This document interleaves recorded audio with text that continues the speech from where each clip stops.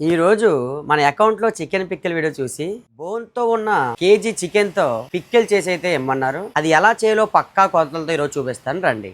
ముందుగా ఒక ప్యాన్ పెట్టేసుకొని బాగా వేడెక్కిన తర్వాత గంట సేపు కొద్దిగా ఆయిల్, పసుపు, సాల్ట్ వేసుకొని నానబెట్టుకున్న చికెన్ ని బౌల్లో వేసుకొని అందులో వాటర్ అంతా ఇంకిపోయే వరకు దాన్ని ఫ్రై చేసుకోవాలి. చూడండి ఎంత బాగా బాయిల్ అయింది కదా వాటర్ అంతా. కేజీ చికెన్ కి హాఫ్ కేజీ ఆయిల్ అయితే యూజ్ చేస్తున్నాను నేను. ఇప్పుడు ఆయిల్ బాగా వేడెక్కిన తర్వాత మనం బాయిల్ చేసి ఉంచుకున్న చికెన్ ముక్కల్ని బాగా ఫ్రై చేసుకోవాలి. ఈ పెట్టుకున్న పచ్చడి వెంటనే తినేస్తాను అనుకుంటే కొద్ది తక్కువ ఫ్రై చేసుకుని ఏమో ఇవ్వదు. ఒకవేళ ఎక్కువ రోజులు నిల్వ ఉండాలనుకుంటే బాగా అయితే ఫ్రై చేసుకోవాలి చికెన్ ని. చూడండి చికెన్ ఎంత బాగా ఫ్రై అయిందో. మళ్ళీ తీసి ఒక దగ్గర అయితే పెట్టుకుందాం. ఇప్పుడు కేజీకి 50 గ్రాములు అల్లం వెల్లుల్లి పేస్ట్ ఆ చికెన్ ఫ్రై చేసిన ఆయిల్ అయితే వేపుకోవాలి. పచ్చి వాసన మొత్తం పోయే వరకు ఫ్రై చేసుకోవాలి. అల్లం వెల్లుల్లి పేస్ట్ బాగా వేగిన తర్వాత మనం పక్కన పెట్టుకున్న చికెన్ ముక్కలను అయితే అందులో మళ్ళీ వేసేసుకుందాం. ఇప్పుడు కేజీ చికెన్ కి 50 గ్రాములు పచ్చికారాన్ని అయితే వాడుతున్నాను. అలాగే 50 గ్రాములు సాల్ట్ కూడా వాడుతున్నాను. ఒక teaspoon garam masala powder కూడా వేసుకుందాం. ఇది అలాగే ధనియాలు, జీరా పౌడర్ కూడా వేసుకుందాం కొద్దిగా. చూడండి పచ్చడి అలా నొరలు వస్తుందంటే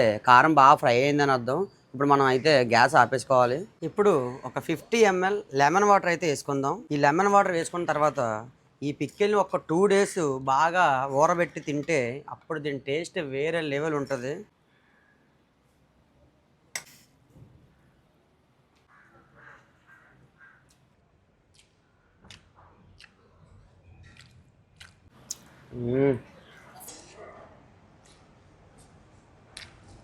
సూపర్ అంటే సూపర్ ఉంది. మీకు కూడా కావాలంటే వీడియోలో కామెంట్ చేయండి.